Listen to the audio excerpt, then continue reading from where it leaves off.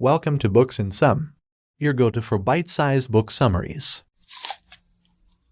How Emotions Are Made Up by Lisa Feldman Barrett. The most important details in this book are the classical, prevalent, and most probably false view of emotions, why tech companies' investment in emotion recognition systems is pointless, and how Tahitian culture describes sadness. The classical view of emotions envisages them as hardwired into our brains, while the universal view sees emotions as universal. The classical view also assumes that emotions are hardwired and are automatically triggered in distinct regions of the brain, whereas the universal view assumes that there's a set of emotions that can be found across all humanity, and that each of these has an underlying property or essence. This concept is called essentialism, and it assumes that each one of us is not only equally emotionally expressive, but also capable of automatically recognizing the same emotions in others. Scientific evidence does not support the classical view of emotion, and money is being wasted researching it. Experiments have shown that there is no single brain region dedicated to any specific emotion, or, in fact, to emotion alone. The author's findings at her interdisciplinary affective science laboratory showed that each emotion region of the brain increased in activity during non-emotional thoughts and perceptions, too. Despite this, science and tech industries continue to waste money in the field, trying to identify emotions by physical signs like facial muscle movements, body changes, and brain signals. SPOT was a technique used by Transportation Security Administration agents in 2007, but the results were a flop and it cost American taxpayers $900 million.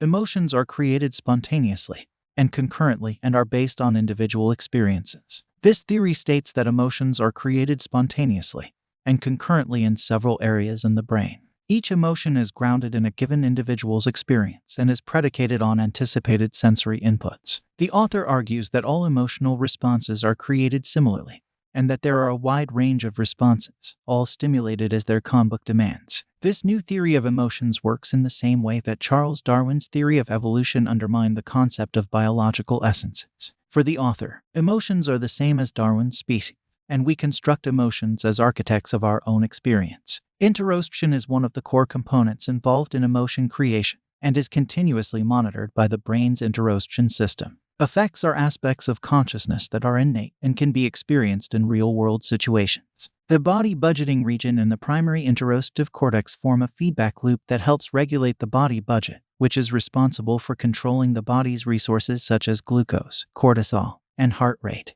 No matter what you're doing, your body is using up resources, even if you're lying on the sofa while your organs get on with their jobs. You can replenish resources by eating, drinking, and sleeping, and reduce the rate of your body's expenditure by relaxing or having sex. Emotion concepts are culturally constructed beliefs about emotion, and are organized by the concepts we use for understanding our environment. Consider the muffin cupcake debate, which is an example of social reality where objects are infused with meaning and function through social agreement. Similarly, the ancient Greeks and Romans had no word for smile, and smiling only came into vogue in the 18th century once wider access to dentistry became possible. Emotion concepts are also formed by cultural convention, and once we know the concept, we will experience the emotion.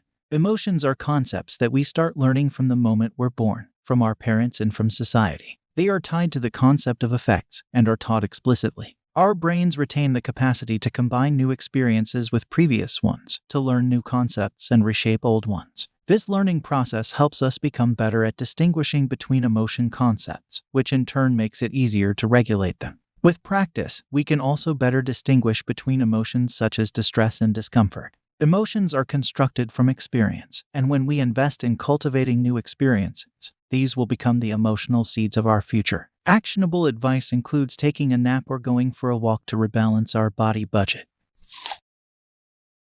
We hope you found this summary helpful in your listening journey. If you're interested in diving deeper into the topic or getting your hands on the whole book, be sure to check the description below where we've included links to the book and other related products that may be useful to you. Don't forget to hit that subscribe button to stay updated on our latest book summaries. And feel free to leave a comment with any suggestions or requests for books you'd like us to cover. Thanks again for tuning in and happy listening.